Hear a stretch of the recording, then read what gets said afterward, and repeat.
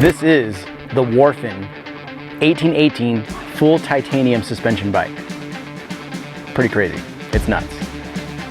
You didn't know about it, I didn't know about it, but now we're gonna get into it because now I know about it. We're riding the Warphen.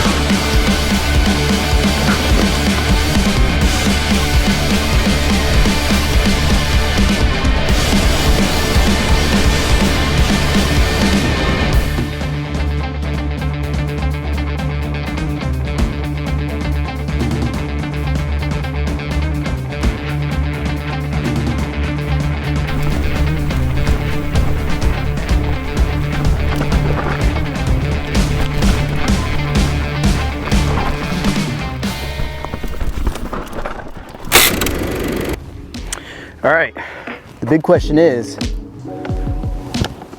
what is this thing? Well, it's a long travel, full suspension, enduro / downhill / bike that can climb really good. I know, it doesn't make sense to me either, but I will tell you this. I have never ridden a bike like this ever before in my life, but titanium is what caught my eye, and Warphen came up with something that was pretty badass. So I gotta say, 2 thumbs up, because this bike is totally sick. I mean, the crazy part is this: it's not carbon, and it's not steel, and it's not aluminum.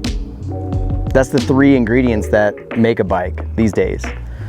For some reason, someone thought it'd be a good idea to make one titanium, to make it strong and light, it flexes in all the good ways. But man, I can't believe how good this bike can freaking climb. That's what really blows my mind. You wouldn't think a 180 bike would be able to climb, but this thing can climb. Not only can it climb, it's the most universal bike I've ever had my hands on, because you can run it in full 27.5, you can run it in a mixed wheel set, and you can also run it in full 29, and you can also put a dual crown on it. This bike is pretty wild. It's definitely got a really long wheelbase. Titanium is not trendy. It is not flashy, though the chrome is pretty shiny. And it's not your total influencer carbon bike bro, okay? It's its own beast in a whole nother category that doesn't really exist in the mountain bike world right now, but it should, because it's pretty badass. Titanium in general is for people who want to ride. You'll see a lot of hardtail titanium bikes out there. I, for one, will never ride a hardtail because I don't feel like getting kidney punched all day long when I'm on the trail. Plus, suspension is invented for a reason, so your rides don't suck. So no thank you to the hardtails. It's not one of those bikes that you're gonna ride for, like, I don't know, 3 or 4 seasons and then decide to get a new one. I mean, this thing will outlast your knees. That's a fact. Titanium's ridiculous. Though it's really strong, you can break it. It's not impossible, but you're gonna have a hard time trying to break it. The only way this thing would really break is if it had shitty welds, but everything on this looks primo. I'm not gonna bore you with all the dumb numbers and the geometry and all the shit that you don't care about that much. I mean, maybe you do, you probably do. Let's see, maybe I will read to you some of the geometry. All right, let's get down to business. There will be available sizes in small, medium, large, and extra large. This is the medium. Head tube angle is 64 degrees.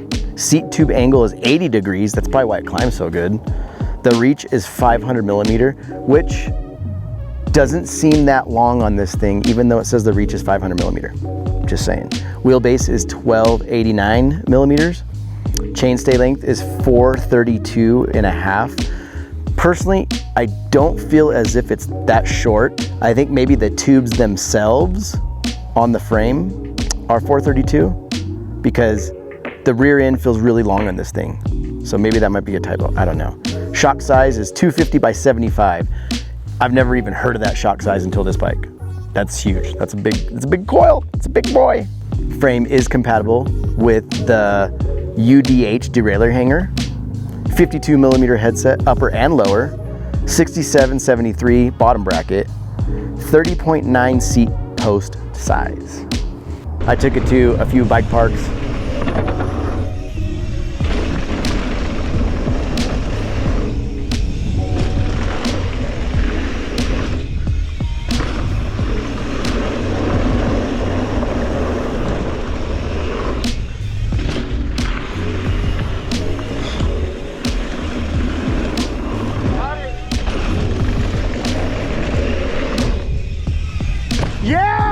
I climbed on my local trails with it. I gave it a good testing to see what I thought about it. Now remember, I'm just a regular dude who rides bikes. I'm not a pro athlete. People try to say I'm an influencer. I don't think I'm an influencer. I'm just a dude who likes to get free shit every now and then. And if there's a product I like, I'll tell you about it. This is one of those things that I like. I'm not getting paid for this, nor did I get this bike for free. I have to give it back. So these are just my thoughts on what I think about this bike, how it rides, and the good times that I got with it. Small bumps, they don't bother you that much. Roots, as long as they're not wet, you're just plowing through them. And jumping, holy shit. Definitely confidence building. It flexes in a way where you're getting more compliance in the corners, but not to where it's flexing too much and you're like, what the hell is going on? When you're going fast downhill, this thing definitely stays planted. I felt 100% confidence just plowing through things. I would say that was probably the biggest benefit from this bike, was the confidence I had on how well it did pointed down. I will say, right off the bat, it has DVO suspension. When you buy the full kit build, it comes with that. Personally, I would not buy this bike in a full kit build because I like my own parts. Now, I did do a bunch of different configurations of this bike, and I also used all my own parts on a lot of stuff, except for the rear shock. Rear shock I couldn't change out because I didn't have that size. It was an odd size. I put my dual crown on it. I put my carbon wheels on it. I had my own drivetrain on it, and I've tried it stock and my way. Personally, I like my way more because I'm used to all those parts and I know how they're gonna act and react. Plus, I just love running carbon wheels. My Noble TR37s were primo on this thing. All right, so does this thing climb?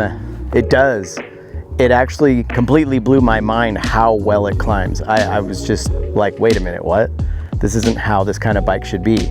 This thing literally climbed better than my Reckoning, which the Reckoning is not a climbing bike anyway, but this thing climbed way better than my Reckoning. I think it has a lot to do with that seat tube angle. That's basically like straight up and down on this thing. And dude, I was tripping out. I'm like, how is this thing easier climbing? And I'm at a less breath. And I was running a dual crown when I was climbing with this thing. So it was crazy.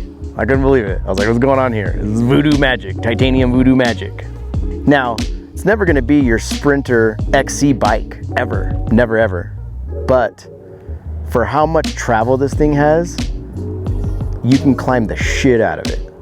It's crazy. The seat tube is pretty long, so you could be able to put a really long dropper in there. I wouldn't have to worry about it hitting anything. I mean, that thing, look at that thing, it's long. You can get all the way in there. This bike is definitely not for everyone though. This bike is expensive. Just for a frame alone, it's pretty pricey. Link down below. So my final verdict on the Warphen 1818. For being a niche bike, and also not a huge brand yet, this bike is pretty badass. I mean, if you want something unique that nobody else will have on the trail, this is it. If you want something that has long travel that you can smash downhill, this is it. If you want something that can climb like no other 180 bike I've ever ridden, this thing has you covered.